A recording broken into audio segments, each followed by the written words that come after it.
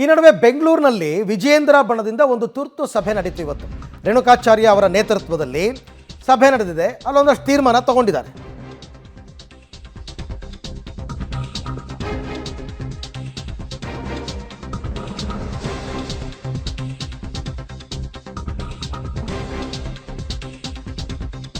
ವಿಜೇಂದ್ರ ಬಣದವರು ತುರ್ತು ಸಭೆಯನ್ನು ನಡೆಸಿದ್ದಾರೆ. ರಾಜ್ಯಾಧ್ಯಕ್ಷರಾಗಿ ವಿಜೇಂದ್ರ ಅವರನ್ನೇ ಮುಂದುವರಿಸೋದಕ್ಕೆ ಪಟ್ಟು ಹಿಡಿದಿದ್ದಾರೆ. ಜೊತೆಗೆ ಮುಂದಿನ ವಾರ ದೆಹಲಿಗೆ ತೆರಳೋದಕ್ಕೆ ಕೂಡ ನಿರ್ಧಾರ ಮಾಡಿದ್ದಾರೆ. ವಿಜೇಂದ್ರ ಅವ್ರನ್ನ ಕೆಳಗಿಳಿಸಿದರೆ 10 ಸೀಟು ಕೂಡ ಬರಲ್ಲ. ಫೆಬ್ರವರಿ 10ಕ್ಕೆ ಸಭೆ ಸೇರೋದಕ್ಕೆ ವಿಜೇಂದ್ರ ಬೆಂಬಲಿಗರು ನಿರ್ಧಾರ ಮಾಡಿದ್ದಾರೆ. ಪಕ್ಷ ವಿರೋಧಿಗಳ ಉಚ್ಚಾಟನೆಗೆ ಬಿಗಿಪಟ್ಟನ್ನು ಹಿಡಿದಿದ್ದಾರೆ. ಇವರೆಲ್ಲ ಪಕ್ಷ ವಿರೋಧಿಗಳು ಅಂತ ಯಾರೋ ದೆಹಲಿನಲ್ಲಿ ಇರ್ತಕ್ಕಂಥವ್ರು, ರೇಣುಕಾಚಾರ್ಯ ಆ್ಯಂಡ್ ಟೀಮ್ ಪ್ರಕಾರ. ಹಾಗಾಗಿ ಅವ್ರನ್ನ ಉಚ್ಚಾಟನೆ ಮಾಡಿ ಅಂತ. ಯಾರು ಕಳೆದ ಅನೇಕ ವರ್ಷಗಳಿಂದ ಭಾರತೀಯ ಜನತಾ ಪಾರ್ಟಿಯಲ್ಲಿ ಭಿನ್ನಮತವನ್ನು ಮಾಡಿ ಸಸ್ಪೆಂಡ್ ಆಗಿ ಯಡಿಯೂರಪ್ಪನವರ ಕಾಲು ಕೈ ಹಿಡಿದು ಬಿಜಾಪುರ ಸಿಟಿಯಲ್ಲಿ ಅಲ್ಲಿ ಇವರು ಬರೋಕ್ಕಿಂತ ಮುಂಚೆ ಭಾರತೀಯ ಜನತಾ ಪಾರ್ಟಿ ಅಪ್ಪು ಪಟ್ಟಿಶೆಟ್ಟಿ ಗೆದ್ದದ್ದು. ಅದಕ್ಕಿಂತ ಮುಂಚೆ 89ರಲ್ಲಿ ಭಾರತೀಯ ಜನತಾ ಪಾರ್ಟಿ ಆಯ್ಕೆ ಆಗಿತ್ತು. ನಾನು ಕೇಳೋಕ್ಕೆ ಇಚ್ಛೆ ಪಡ್ತೀನಿ, ಸನ್ಮಾನ್ಯ ಬಸವಗೌಡ ಪಾಟೀಲ್ ಯತ್ನಾಳ್ರವರೇ, ನೀವು ನಿಮ್ಮ ಮೂಲ ಕ್ಷೇತ್ರ ಬಬಲೇಶ್ವರ ಕ್ಷೇತ್ರದಲ್ಲಿ ಯಾಕೆ ಸ್ಪರ್ಧೆ ಮಾಡೋಕ್ಕೆ ನೀವು ಹಿಂದೇಟಾಗ್ತಿದ್ದೀರಿ? ಅಲ್ಲಿಯ ಕಾಂಗ್ರೆಸ್ಸಿನ ಪ್ರಭಾವಿ ಸಚಿವರ ಜೊತೆ ಹೊಂದಾಣಿಕೆ ಮಾಡಿಕೊಂಡು ಮ್ಯಾಚ್ ಫಿಕ್ಸಿಂಗ್ ಮಾಡಿಕೊಂಡು ನೀವು ಈಗ ಶಾಸಕರಾಗಿದ್ದು ಯಡಿಯೂರಪ್ಪ ಅಪ್ಪು ಪಟ್ಟಿಶೆಟ್ಟಿ ಟಿಕೆಟ್ ಕೊಡಿದ್ರೆ ನೀನು ಶಾಸಕರಾಗ್ತಿರಲಿಲ್ಲ. ನಿನಗೆ ರಾಜಕೀಯವಾಗಿ ಜನ್ಮ ಕೊಟ್ಟಿದ್ದೆ ಬಿಜೆಪಿ, ಯಡಿಯೂರಪ್ಪ ಮರಿಬಾರ್ದು.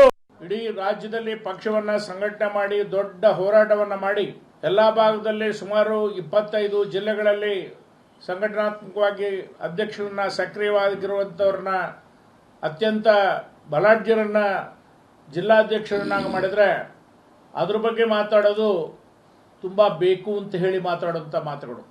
ಕೆಲವು ಜನ ಪಕ್ಷ ಈ ಬಗ್ಗೆ ಮತ್ತಷ್ಟು ಮಾಹಿತಿ ನನ್ನ ಕೊಲೀಗ್ ಮಸೂದ್ ಅವರಿಂದ ಪಡ್ಕೊಳ್ಳೋಣ. ಮಸೂದ್, ರೇಣುಕಾಚಾರ್ಯ, ಕಟ್ಟಾ ಸುಬ್ರಹ್ಮಣ್ಯ ನಾಯ್ಡು ಅವ್ರು ಏನು ಬೇಕಾದ್ರೂ ಪ್ರಶ್ನೆ ಮಾಡ್ಬೋದು, ಬಟ್ ಇವತ್ತು ತುರ್ತು ಸಭೆ ಮಾಡಿದ್ರಲ್ಲ, ಸಭೆಯಲ್ಲಿ ಕೈಗೊಂಡ ನಿರ್ಣಯಗಳು ಏನೇನು?